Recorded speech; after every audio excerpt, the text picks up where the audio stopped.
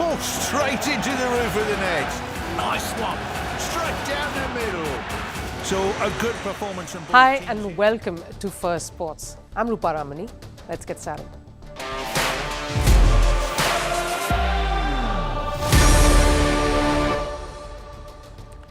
We love our sporting superstars, and today we have a host of them lined up. In football, Messi goes home with top honours for a second straight year at the FIFA awards ceremony. How did he manage to pip Cristiano Ronaldo for the award? And is Ronaldo affected by the FIFA snubs? In tennis, Rafael Nadal may be sidelined with injury again, but he's surely shaking things up. The former world number one announced a new alliance earlier today. It's a new avenue and a new role. Stay on to find out more. And speaking of tennis, Kobe Bryant may have passed away, but the Mamba mentality continues to live on in the tennis world. We get you more on this in the show, but first, a look at all the headlines from around the world in Sports 360. We'll start with tennis. India's Sumit Nagal created history at the Australian Open. He marched into the second round, beating ATP world number 27 Alexander Bublik of Kazakhstan. Nagal won the first two sets comfortably, 6-4, 6-2, even as his opponent was getting flustered. Bublik tried to fight back in the third, but Nagal held on to wrap it up 7-6. With that, he became the first Indian male in 35 years to beat a seeded player in a Grand Slam singles event. English Premier League clubs Everton and Nottingham Forest have been charged for breaching financial rules. Both clubs have allegedly broken the profit and sustainability rules in their accounts for the 2022-23 year. An independent commission has recommended a 10-point deduction for both the sides. Now, Everton and Nottingham have 14 days to submit their formal responses. And staying with news from football, Turkey detains another Israeli soccer player. This time it was for a social media post calling for the release of the Israeli hostages taken by Hamas. The footballer named Eden Kartsev was released later, of course. Police officials took his statement and forced him to delete his post. This is the second incident of an Israeli footballer being arrested in Turkey with connection to the Israel-Hamas war. Spanish motorcycle rider Carlos Falcon has died 1 week after he crashed during the Dakar rally in Saudi Arabia. The 45-year-old had entered a coma after crashing during the second stage of the rally. He was immediately flown to a hospital and was resuscitated after being found without a pulse. The crash had left the racer with brain damage and multiple broken bones. An Indian cricketer, former cricketer and legend Sachin Tendulkar's deepfake video went viral. The video featured Tendulkar endorsing a sports betting app. The cricketer, of course, took to social media to say that he did not feature in any of those videos.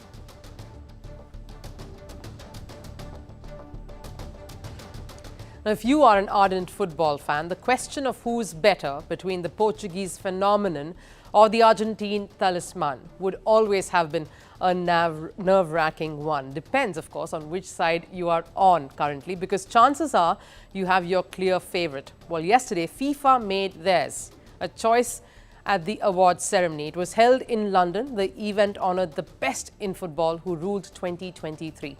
Lionel Messi won his third Best FIFA Men's Award. He had won it last year as well. However, Messi couldn't be there to grace the occasion because of his commitments to Inter Miami, readying for their first pre-season game in 2024. Now, it's important to look at the time frame that was taken in account for the awards that were handed out. Now, they were different for the men and the women. For the women, it was from August 1, 2022, right up to August 20th, 2023. For the men's category, FIFA did not consider the World Cup that was held in Qatar 13 months ago. It recognized awards from December 19, 2022, the day after Messi won the World Cup, exactly a day later, right up till August 20th, 2023. So Messi retained his title based on most of his feats that he achieved with French giants Paris Saint-Germain, or PSG, and Inter Miami, of course, which he currently plays for. Now, PSG won the French league title courtesy Lionel Messi and Kylian Mbappe, who is also a finalist for the title, coming in third in the evaluation at yesterday's ceremony. However, PSG performed below expectations overall, both in the Champions League and the French Cup, where they exited in the round of 16s. Which brings me to Messi's exploits in the US that must have made lasting impressions clearly to bring the award towards him, and of course would have helped the influence of the votes too, because Inter Miami captured the first Leagues Cup title after Messi joined Major League Soccer. This was on the 19th of August, just one day prior to the eligibility criteria of the FIFA awards culminating. The time frame was until August 20th, as we said, and Inter Miami lifted the trophy on the 19th. Great timing that. It's also worth noting that Messi and Erling Haaland were tied on 48 points. Now, we can't discount Haaland's exploits here, the Norwegian striker who led Manchester City to become treble winners. To understand this, and we have to talk about how FIFA's scoring system really works for this award. A global panel is part of the voting process. It consists of national team captains, coaches, few journalists, as well as fans across the world, and points are assigned based on the votes. Coaches and captains have a key role here. They vote for 3 players, awarding 5 points to their first choice, 3 to their second, and 1 to the third. And according to FIFA's tie-breaking rules, Messi was adjudged the winner. What are the rules? More first choice nominations, which is what Messi had. More first choice nominations cast by captains. So it was indeed a tight, close fight, but a win nevertheless. In the years gone by, Messi had rejected calls from Saudi Arabia and prioritized Major League Soccer, showing he values legacy and loyalty over the big bucks more than just financial gains. He said in earlier, and I quote, "If it had been a matter of money, I'd have gone to Saudi Arabia or elsewhere." Now, it seemed like a lot of money to me. The truth is that my final decision is not about going elsewhere, and not because of money. It's time to go to MLS to live football in a different way and enjoy my day-to-day life a little more.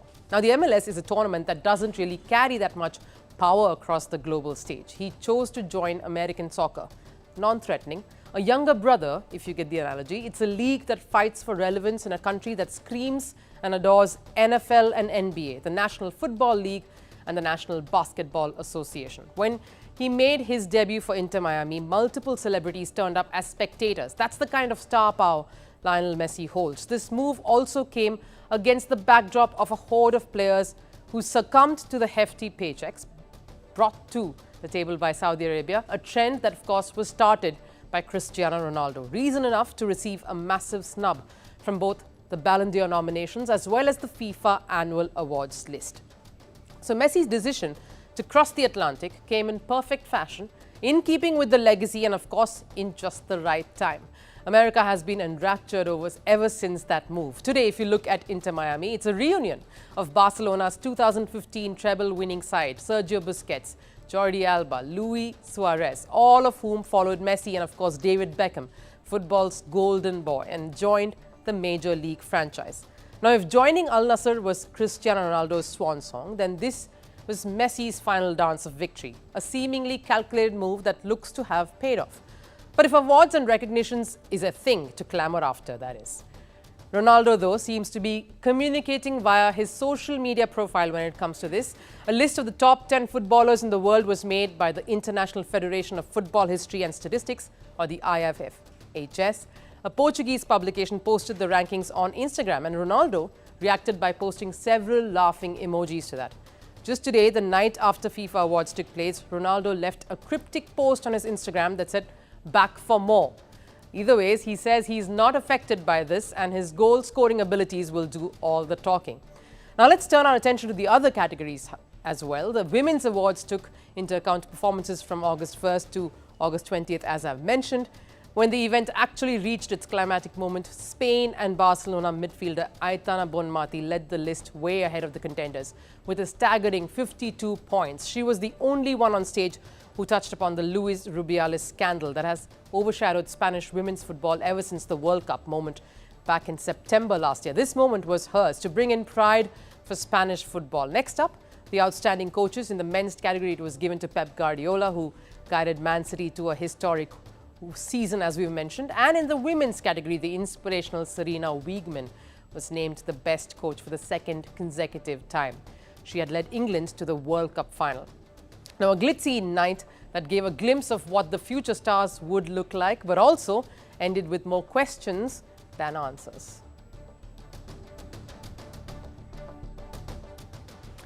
Now, the former world number one is back. Naomi Osaka returned to Grand Slam tennis this week. She competed against Carolina Garcia in the first round of the Australian Open. This came after taking 15 months off from the sport. The goal was to prioritize her mental health before becoming a mother for the first time last July. So this was a much-awaited comeback by the twice champion. But she was unable to mark it with instant glory. The first round ended in defeat for her. Osaka fell to Garcia 4-6, 6-7.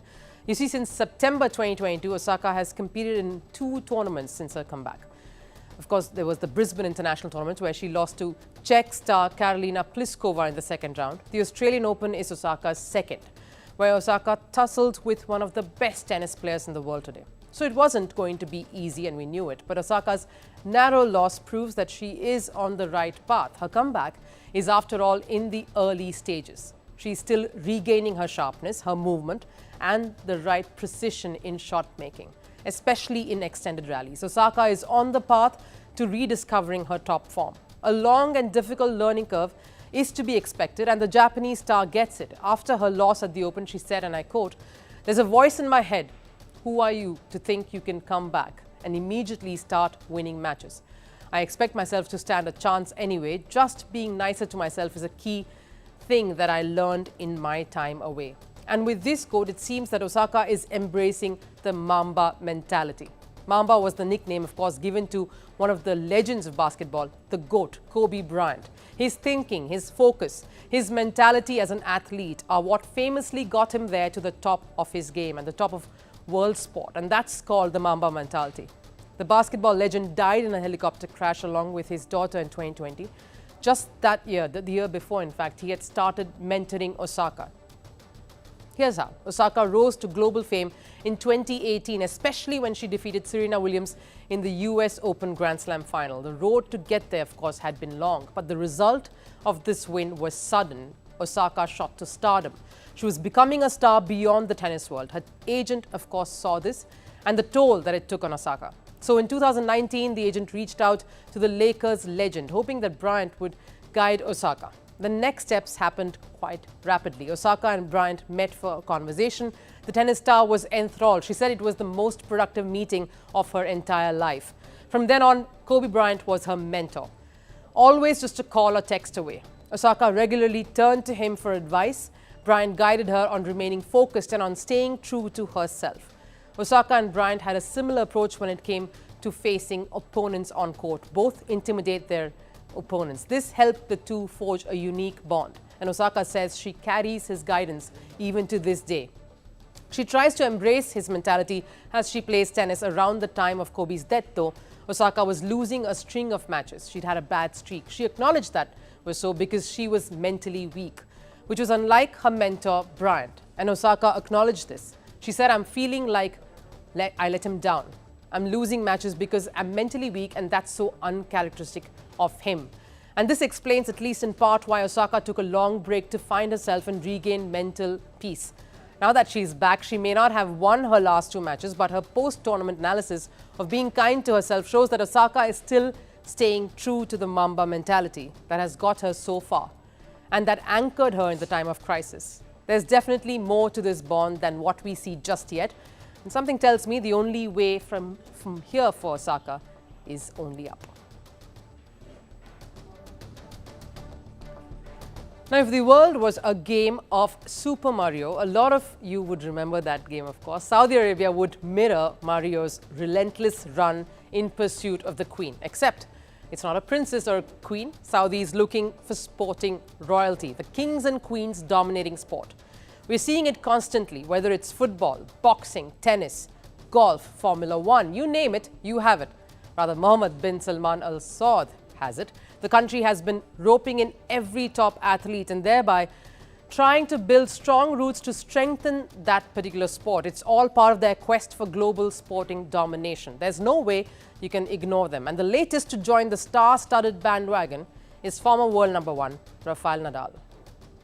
Guess who's going to ace it in Saudi Arabia? It's former world number 1 Rafael Nadal. He's been appointed as the ambassador of the Saudi Tennis Federation, and his goal is to promote tennis throughout the oil-rich Gulf Kingdom.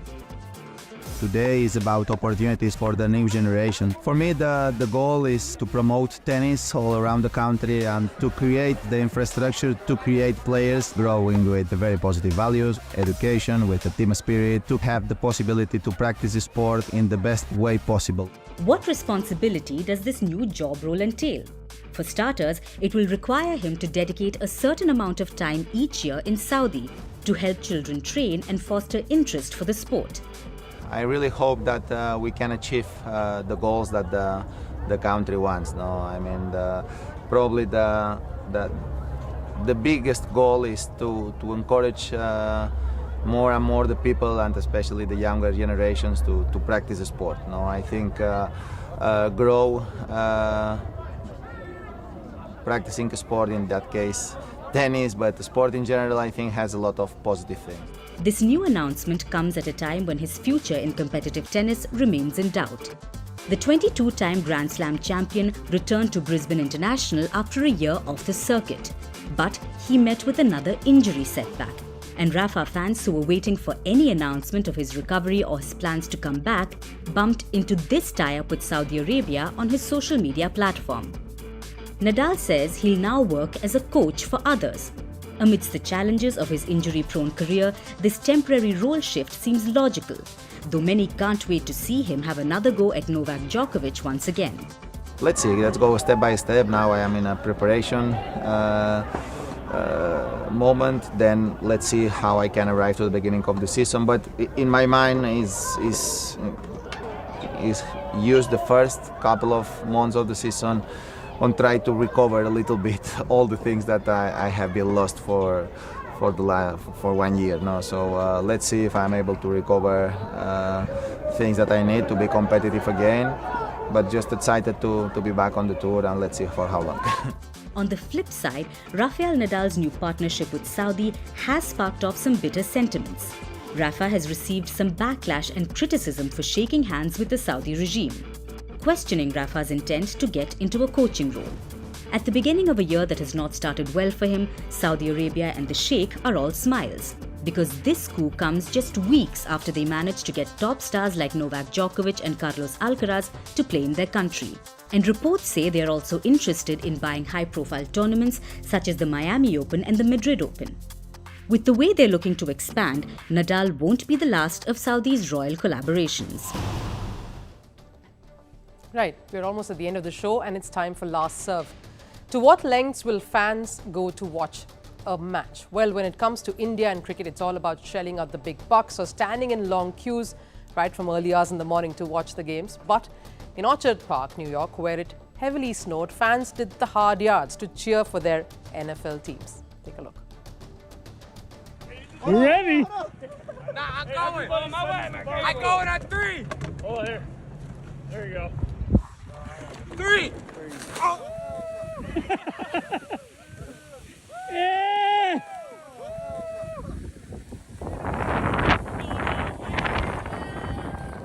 Woo! Well, as they say, it isn't work if you're having fun.